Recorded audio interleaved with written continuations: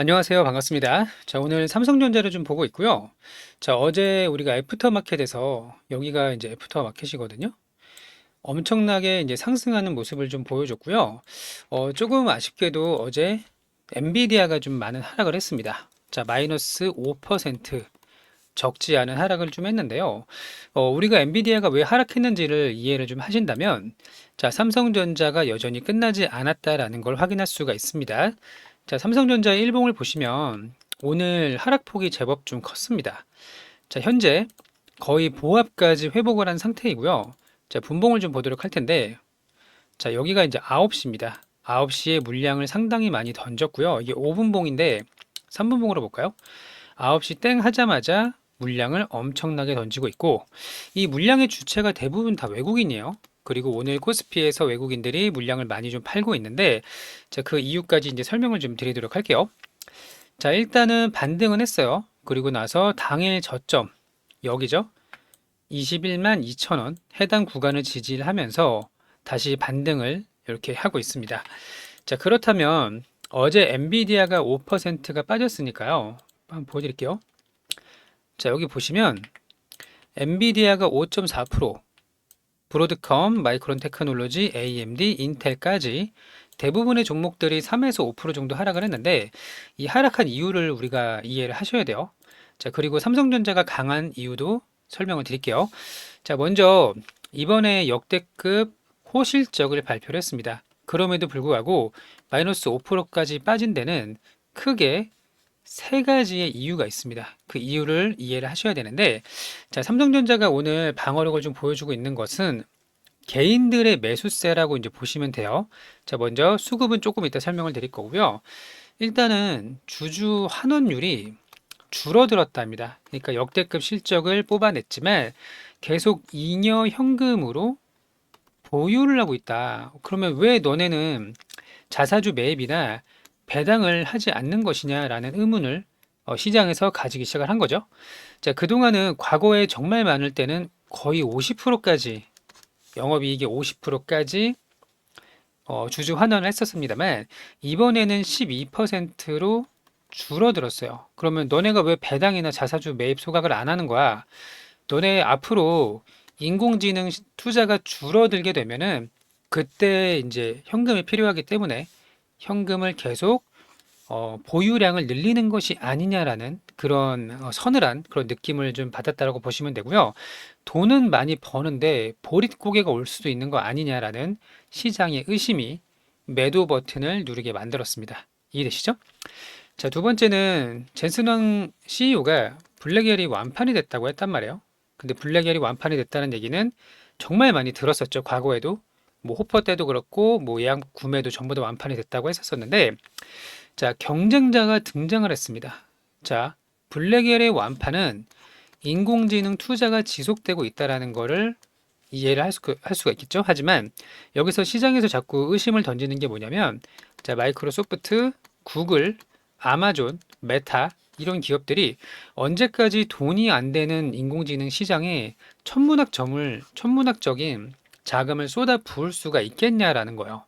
안 그래도 1월 말부터 해서 시장에서 마이크로소프트나 팔란티어 같은 소프트웨어 기업들이요, 꽤나 많은 이제 하락을 좀 보였었는데, 투자는 좋아, 투자는 오케이. 하지만 이거를 어떻게 수익으로 연결 지을 수 있을지가 여전히 시장에서는 의심으로 남아 있다. 그러면 이들이 만약에 투자를 멈췄을 때 블랙엘이 완판되는 것은 지금 일이지 앞으로는 아닐 수도 있다라는 거예요. 이해되시죠? 자, 그리고 조금 전에 경쟁자 말씀을 드렸었는데, 자, 그럼 첫 번째는, 자, 주주 환원이 멈췄다. 즉, 현금을 꽉 쥐고 있다. 이렇게 보시면 되고, 두 번째는 방금 말씀드린 대로 AI 투자가 멈출 수도 있다. 세 번째는 뭐죠? 경쟁자의 등장입니다. 자, 엔비디아의 모델은 정말 비싸요. 왜 비싼가요? 독점적인 위치에 있기 때문에 부르는 게 값이었습니다. 하지만 지금은 AMD라는 대체대도 있고, 구글의 TPU도 있고, 아마존도 자체적으로 만들고 있고, 이런 식으로 경쟁자가 등장을 하고 있다는 거예요. 즉, 엔비디아의 독점이 깨지고 있다라는 겁니다. 그래서 이번에 역대급 영업이익을 뽑아냈을 때 이를 계기로 수익 실현을 하자라는 시장의 이런 매도 물량이 쏟아져 나왔다. 이렇게 이제 보시면 되고요. 자, 그러면은 현금을 풀지 않는다. 인공지능 투자가 언제든지 멈출 수가 있다. 경쟁자가 계속 등장하고 있다. 이런 부분들이 엔비디아를 무려 마이너스 5%나 급락을 시킨 거예요. 이해되셨죠? 자, 근데 반대로 생각하면, 자, 경쟁자가 누구죠? AMD, 뭐 쓰나요? 삼성전자의 HBM을 씁니다. 구글 TPU는요? 구글 TPU의 60%는 삼성전자의 HBM을 사용을 합니다. 그러니까 즉, 엔비디아는 독점이 깨졌지만 경쟁자까지 고려를 한다면 오히려 시장은 더 커지고 있고 삼성전자는 AMD TPU에 더욱더 강점을 보이고 있기 때문에 오히려 삼성전자 입장에서는 더 팔 곳이 많아졌다라고 볼 수도 있는 거겠죠. 자, 그래서 제가 조정은 나올 수가 있지만 아직은 고점 신호로 보기는 어렵네요 라고 말씀을 드렸던, 자, 어제는 제가 뭐라고 그랬죠? 자, 신규 접근은 이제 조금 멈추는 게 좋을 것 같습니다. 수급 이야기 조금 이따 설명을 드릴 건데, 신규 접근을 멈추고 지금은 보유자의 영역이고 조정이 나올 수가 있으니 신규 매수자는 기다려 보세요라고 말씀을 드렸어요. 어제 제 영상에서. 자, 그 이유는 수급을 보면 명확한데요. 자, 코스피를 볼게요. 외국인들이 정말 많은 물량을 던지고 있어요. 자, 1조 9천억이니까 1조 5천억 하루 쉬고 1조 4천억 2조 5천억, 오늘은 5조 5천억을 팝니다. 이 매도 물량이 대부분 삼성이라든지 하이닉스에서 나온 물량이거든요. 그러니까 반도체는 지금 엄청나게 팔고 있다. 자, 보이시죠? 삼성전자의 수급입니다. 1조 3천억, 2조 2천억, 1조 2천억, 2조, 어제도 1조 8천억. 오늘은 아직 집계가 끝나지 않았는데 장이 끝나면 아마 상당히 많이 매도가 좀 찍혀 있을 거라고 생각을 해요. 예상을 좀 하고 있고요. 자, 그러면 지금 시장을 줄여보자면 반도체를 팔고 완성차, 현대나 기아, 그리고 원전이나 방산이나 이런 쪽으로 수급이 이동되고 있다는 거죠. 자, 거래대금 상위를 보시면 제가 조정을 예상하는 이유가 명확히 보입니다. 자, 중소형주 한미 반도체로 수급 이동되고 있죠. 그리고 현대차, 완성차로 수급 이동되고 있고 원전의 대장주 두산에너빌리티, 그리고 최근에 가장 강한 바이오 업종인 삼천당 제약입니다. 자, 그리고 하나시스템은 방산이에요. 자, 보이시죠? 2차 전지까지 포함이 되어 있긴 해요. 자, 그러면 여기 보시는 것처럼 여기 현대로템도 있죠. 반도체 독주의 장에서 완성차, 현대차는 이제 로봇이라고 봐야 되고 원전, 바이오, 방산, 또 레인보우 로보틱스가 어제 급등을 했잖아요.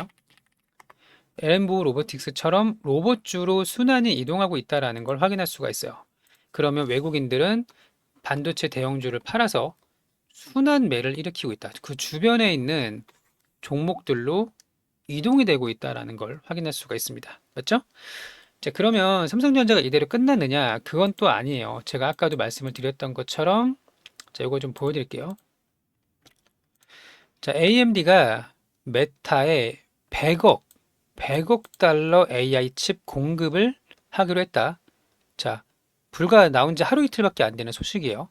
그러면 삼성전자가 수혜를 받을 거라고 되어 있는데, 자, AMD는 삼성이 하이닉스보다 더 우선입니다. 더 많은 물량을 공급을 하고 있고 삼성전자 독점 납품 가능성, 그럼 아까 말씀드린 대로 엔비디아의 경쟁자 중에 한 명인 AMD로 너무 가격이 비싸요. 블랙엘도 그렇고. 그래서 이동이 되고 있고 또 여기도 보시면 엔비디아 영업이익이 사상 최대가 나왔다고 기사가 있었죠. 자, 근데 여기 밑에를 보시면요. 다 볼 필요는 없고,